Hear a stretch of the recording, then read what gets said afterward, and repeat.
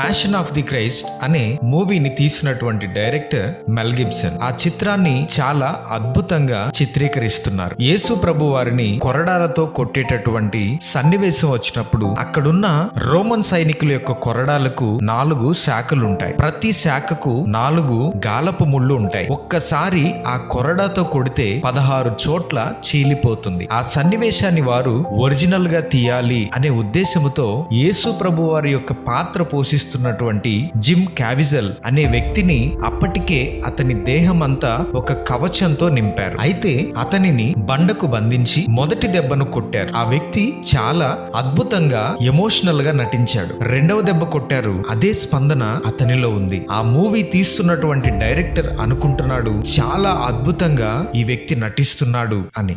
ఆ కొరడాతో 3వ దెబ్బ కొట్టేసరికి జిమ్ క్యావిజల్ అనే వ్యక్తి గట్టిగా అరుస్తాడు. ఎందుకనంటే అతని శరీరంపై అమర్చినటువంటి ఆర్టిఫిషియల్ స్కిన్ దాటి ఆ కొరడాకు ఉన్నటువంటి ముళ్ళు అతని శరీరాన్ని గుచ్చి చీల్చివేసింది. ఆ వ్యక్తి తట్టుకోలేకపోయాడు. రక్తము దారలుగా కారిపోతుంది. వెంటనే హాస్పిటల్ కి ఆ వ్యక్తిని తీసుకుని వెళ్లారు. ఆ ఒక్క కొరడా దెబ్బకు ఆ వ్యక్తికి 16 కుట్లు వేశారు. అప్పుడు జిమ్ క్యావిజల్ అడుగుతాడు, మెల్ గిబ్సన్, యేసు ప్రభు వారిని నిజంగా ఎంత భయంకరంగా కొట్టారా? ఒక్క దెబ్బ నేను తట్టుకోలేకపోయాను. 16 కుట్లు పడ్డాయి. యేసు ప్రభు వారిని ఇంత భయంకరంగా హింసించారా అని అడుగుతాడు. అప్పుడు మెల్ గిబ్సన్ చెప్తాడు, మనము తీస్తున్నటువంటి ఈ చిత్రంలో యేసుక్రీస్తు ప్రభు యొక్క వేదనను, ఆయన పొందిన శ్రమలను 40% మాత్రమే చూపిస్తున్నాం. ఆయన పొందినటువంటి వేదన చాలా గొప్పది. దానిని భరించటం ఎవరి తరం కాదు అని కొన్ని విషయాలు